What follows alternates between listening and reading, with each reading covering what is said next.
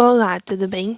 Para essa questão, a gente tem basicamente dois cubos, né, dois recipientes, e lá dentro a gente tem pendurado, então ele não vai ter contato específico com nenhuma parte, né, desse recipiente, vai ter pendurado bloquinhos de gelo a 0 graus Celsius. Nós queremos saber, né, qual é o fluxo de calor aí, qual é o coeficiente, né, esse casinho de cada um desses recipientes com base na troca de calor que vai acontecer. Primeira coisa que a gente tem que entender: o fluxo de calor vai representar nada mais o calor que vai sair ou vai entrar, tá? Então, por exemplo, aqui o fluxo de calor ele vai entrar, né? Porque esse aqui tá a 0 graus Celsius, esse aqui tá uma temperatura menor. Então, por todas essas superfícies aqui,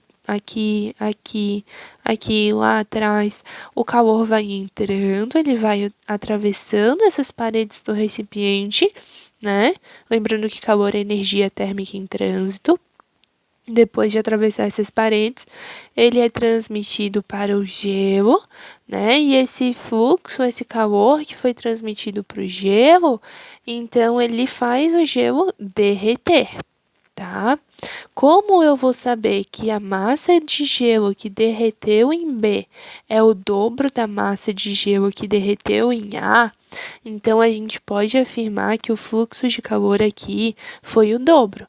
Porque se a questão não fala nada, a gente subentende que é o mesmo intervalo de tempo. Ali ele até falou, né? Após o intervalo de tempo, ela abre os recipientes, ou seja, é o mesmo tempo, né, de troca de energia para os dois. Então, eu, por exemplo, passei 1 hora, então fui 1 hora aqui e 1 hora aqui. Isso trocando energia. Nessa mesma 1 hora, aqui conseguiu entrar o dobro de energia para derreter o gelo, né, do que aqui. Aqui entrou só metade da energia que entrou aqui para conseguir derreter o gelo. O resto foi barrado ali pelas paredes desse recipiente. Então, a gente pode afirmar que o fluxo de calor aqui foi o dobro do fluxo de calor aqui. Porque o fluxo de calor é o tanto de energia que passa. Se derreteu o dobro, né, da massa, mais massa do que no recipiente A, então é porque aqui eu tive o dobro de energia. Lembrando que a energia, né, para derreter o gelo é de calor latente. Energia é igual a massa vezes o calor latente em si. O L vai ser igual para os dois, então a massa derretida é diretamente proporcional à energia que entra. Se aqui derrete o dobro, então aqui entra o dobro de energia. Para entrar o dobro de energia em um mesmo tempo, então aqui o fluxo precisa ser o dobro do que aqui. Isso aqui eu já mostrei aqui nessas 3 formulazinhas, né? Se a massa é o dobro, então a energia é o dobro e o fluxo precisa ser o dobro. Afinal, o fluxo vai representar o quê? Vai representar a energia que está podendo entrar nesse recipiente, tá bem? Então, aqui, ó. A primeira coisa que a gente precisa calcular é a área. Porque se eu vou calcular fluxo, qualquer coisa assim, vou calcular fluxo, calcular a área primeiro. Por quê? Porque a área, né, vai estar lá na formulazinha. A fórmula é a constante vezes a área vezes a variação da temperatura dividido pela espessura. E daí, como aqui eles têm áreas diferentes, né, a gente precisa calcular a área. A primeira coisa, você lembra como é que calcula a área de um cubo? É assim, ó, a gente pega e divide, né, de 2 em 2.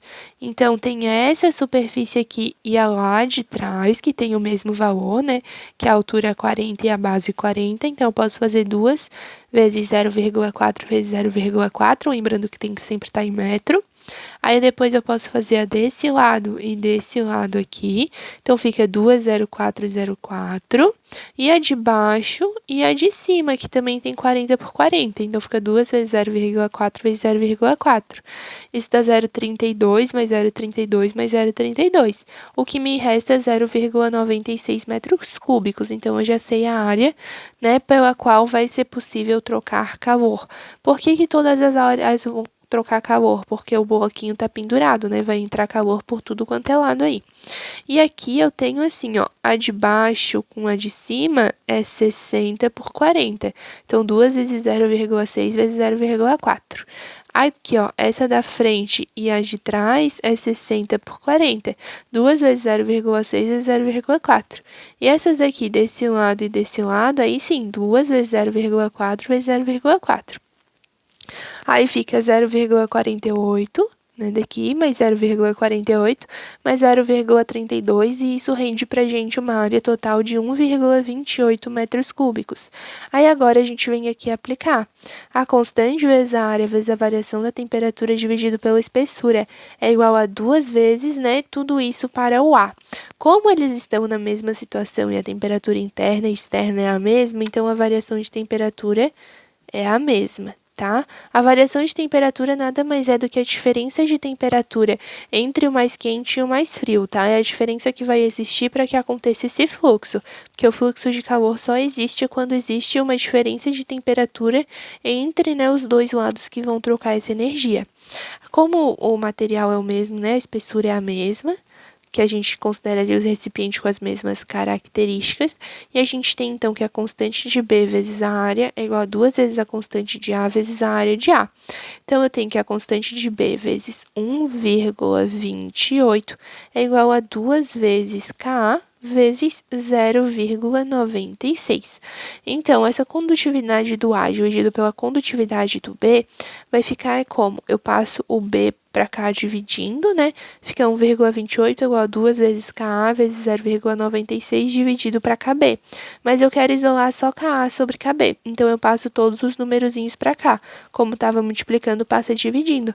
Então, Ka sobre KB é igual a 1,28 dividido para 2 vezes 0,96. Isso vai dar aproximadamente 0,666666, que é 0,67, né? Então, porque ali é a dízima periódica.